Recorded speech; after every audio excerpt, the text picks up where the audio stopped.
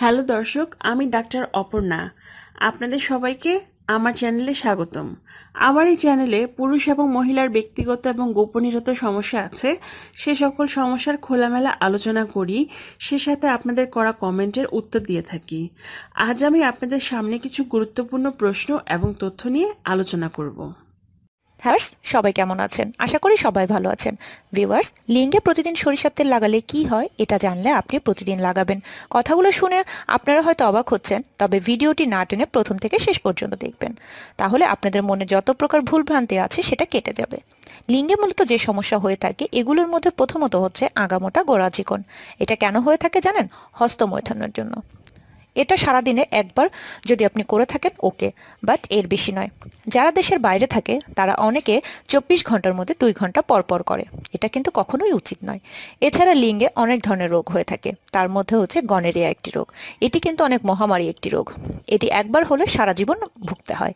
এরকম হাজারো রোগের সমাধান পাবেন আপনি সরিষার তেল থেকে। এখন বলবো আপনারা কিভাবে ব্যবহার করবেন, কি নিয়মে ব্যবহার করবেন, সব বলবো। আরেকটি কথা বলবো, আমাদের চ্যানেলটি কিন্তু আপনারা অবশ্যই সাবস্ক্রাইব করবেন। এরকম হাজারো হেল্পফুল ভিডিও পেতে আপনারা কিন্তু আমার চ্যানেলটি সাবস্ক্রাইব করতে ভুলবেন না।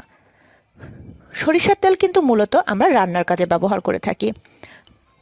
অনেকে কিন্তু শরীরেও ব্যবহার করে থাকে। বেশিরভাগ ক্ষেত্রে বাচ্চাদের কিন্তু ছোট ছোট বাচ্চাদের কিন্তু সরিষার তেল ব্যবহার করে থাকে।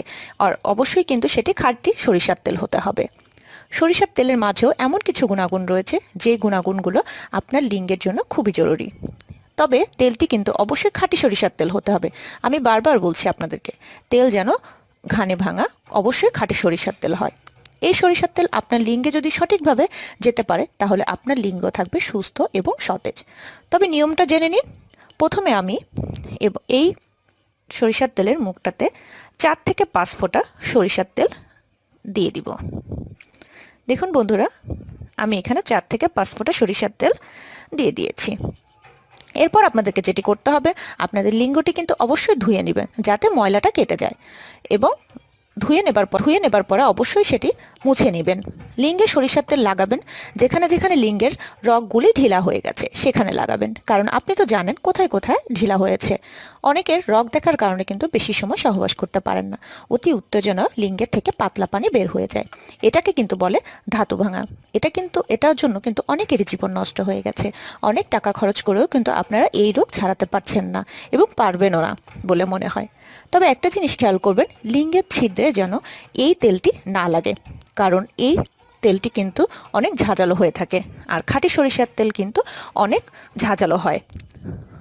তবে আবারও বলছি, আপনারা কিন্তু অবশ্যই খাঁটি সরিষার তেল ব্যবহার করবেন। এবং কিভাবে মালিশ করবেন, প্রথমে আপনারা সরিষার তেলটি নিয়ে আপনাদের লিঙ্গে ঠিক এইভাবে আপনারা মালিশ করতে থাকবেন। 5 থেকে 6 মিনিট পর্যন্ত আপনারা মালিশ করবেন। এরপর আপনারা 5 থেকে 6 মিনিট পর্যন্ত মালিশ করার পরে আপনাদের লিঙ্গটি 15 থেকে 20 মিনিটের জন্য এভাবে রেখে দিন, এবং কোনো প্যান্ট পরবেন না, খোলামেলা অবস্থায় থাকার আপনারা চেষ্টা করবেন। তারপর কিছু সময় পর দেখবেন লিঙ্গের সাথে কিন্তু মিশে গেছে তেলটি। ঠিক তখনই আর কিছুই আপনাদেরকে করতে হবে না, এবং আপনারা কিন্তু এটা ধুবেন না। পরদিন যখন আপনারা গোসল করবেন তখন আপনি এটি ধুয়ে ফেলবেন। তো ভিউয়ার্স, এভাবেই যদি আপনি প্রতিনিয়ত ব্যবহার করেন তাহলে অনেক মহামারী রোগ থেকে আপনি মুক্তি পাবেন। সরিষার তেল কিন্তু এমনই একটা তেল যে তেলটি ব্যাকটেরিয়া প্রতিরোধ। আপনার লিঙ্গে মারাত্মক ক্ষতির মুখে পড়ে ব্যাকটেরিয়ার কারণে, যেমন রগ ঢিলা বা চেই পোকা, যেটাকে বলে আমরা ছোট ছোট পোকা হয় সেটাকে বলি আমরা চেই পোকা। এই চেই পোকা আর হবে না যদি প্রতিনিয়ত আপনি এই তেল ব্যবহার করেন। বাচ্চাদেরকে ব্যবহার করতে দিবেন না। তো ভিউয়ার্স, যদি প্রতিনিয়ত আপনি এই সরিষার তেল ব্যবহার করেন তাহলে এই সকল সমস্যা আপনাদেরকে আর ভুগতে হবে না। আরেকটি কথা বলবো, রাতে ঘুমাতে যাওয়ার আগে আপনি ব্যবহার করবেন। আর যারা সহবাস করবেন তারা কিন্তু এটি ব্যবহার করবেন না। সহবাস করার পরে আপনারা তেলটি ব্যবহার করবেন। তো ভিউয়ার্স, আজ এই পর্যন্ত। আমার কথাগুলো কিন্তু অবশ্যই আপনারা বুঝতে পেরেছেন। বুঝতে যদি কোনো সমস্যা হয়ে থাকে তাহলে আমাদের কমেন্টস বক্সে আপনাদের মূল্যবান বক্তব্য শেয়ার করবেন, এবং আমাদের চ্যানেলটি কিন্তু অবশ্যই সাবস্ক্রাইব করবেন, এবং পাশে থাকা বেল আইকনটি প্রেস করে আমাদের সাথেই থাকবেন। ধন্যবাদ। আরও তথ্যের জন্য সর্বদা একটি বিশেষজ্ঞ বা আপনার নিজের ডাক্তারের সাথে পরামর্শ করুন। আপনাদের এমন কোনো কিছু জানার থাকলে আমাদেরকে অবশ্যই জানাবেন। স্বাস্থ্য বিষয়ক বিভিন্ন টিপস পেতে ডাক্তার